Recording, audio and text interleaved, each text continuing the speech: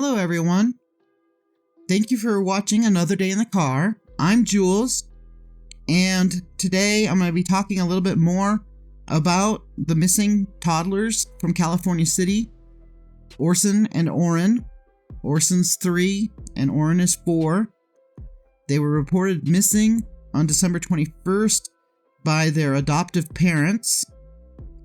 They had been adopted in April of 2019. Prior to that, their adoptive parents were their foster parents, and the boys had been in their custody since sometime in 2018 after spending time in a prior foster home.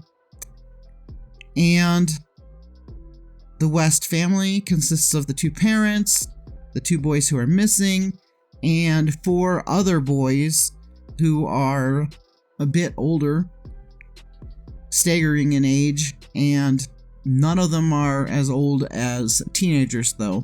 They're all young boys. Anyway, first point I wanted to make is regarding the reward for finding the boys. There is currently a $25,000 reward for finding the boys.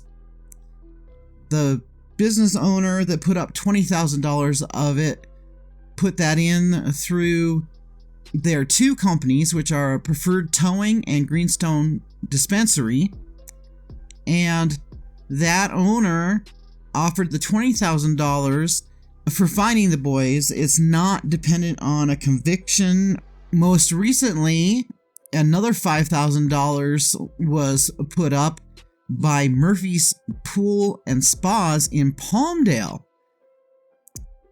And also, the city manager of California City says that the mayor and council are in full support of offering another reward, and that amount will be determined by a council vote on Thursday.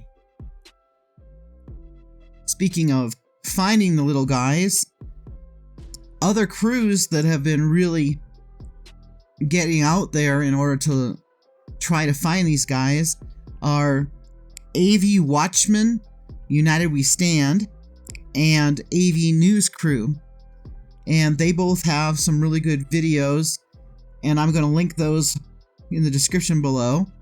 Then, watching the AV Watchman also, I was able to find out that he went and talked to a neighbor who had security cameras that are faced towards the West home, and they were able to see that on December 19th, the Wests and 4 kids left the house, got into the van, and went somewhere. I think maybe they said that the family had gone Christmas shopping, but I don't know for sure what was going on with that.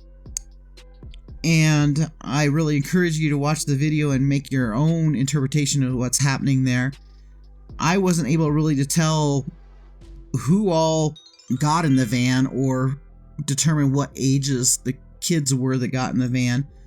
I was able to count though and saw that there were only 6 people in the van. 2 were unaccounted for. The same neighbor also had security footage from December 21st, which is the day that the family, the mom and dad, reported these little guys missing. And there was a point in time where the dad seemed to be just standing in the front yard. And then I went and looked again at the interview, but this time I watched a couple times the full interview, which I'm also going to link, with the parents. And I was paying more particular attention to body language and to what they were saying, the way they were saying it, and they were in defensive mode, but it could have been in reaction to the crowd. And, I heard sounds in the voices which almost sounded like guilt, but it could just be guilt about the children being missing, even if they didn't have anything to do with the children being missing. It's really difficult to tell what's going on in there, and I feel horrible for them if they didn't have anything to do with it, and their kids are missing and they're hurting. And I did note that they are in that video saying that they wish they could go into the houses and be sure that the kids aren't in somebody else's house. I do worry about that being a possibility, that the kids are in somebody's house someplace around there, because of the fact that there are a few offenders in the area. There are just so many different possibilities of what could have happened in this case. The chief of police, John Walker, stated back on the 29th, and he has not made a new statement, the parents are not currently suspects. He said there was no proof of how the kids got out of the yard. That made me go back again, looking at the parents' interview and comparing everything. They were being asked at what point they called the police, and I noticed that they never gave an exact time. They said that they called the police when they stopped searching. The dad said it was getting dark and he knew he needed help to find the kids, so he called the police. So that made me go back to the video of December 21st and what was going on there. We did see him get in the van, drive away, and come back, and I'm not sure whether it's really showing that he's not being truthful about it. I'm not sure. I'd have to compare the times some more, and hopefully you guys will too, and let me know what you think. But also, it turns out that there is a camera on the outside of their house in the window, and is looking out into that side yard that has the gates. So I would think that if anything was going on over there, they would have seen it on their camera. And just kind of puzzled by the wording of some of the stuff.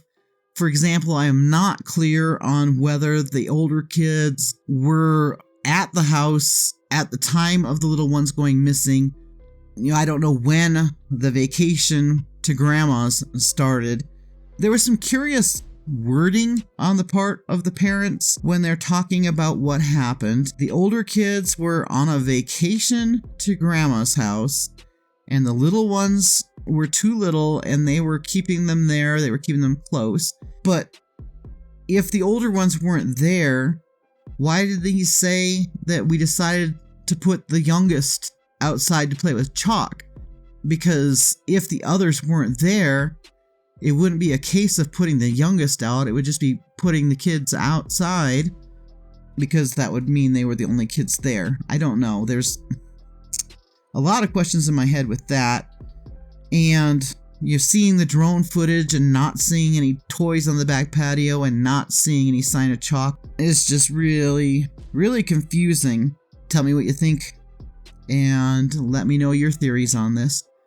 Thank you for watching Another Day in the Car with JuleZ.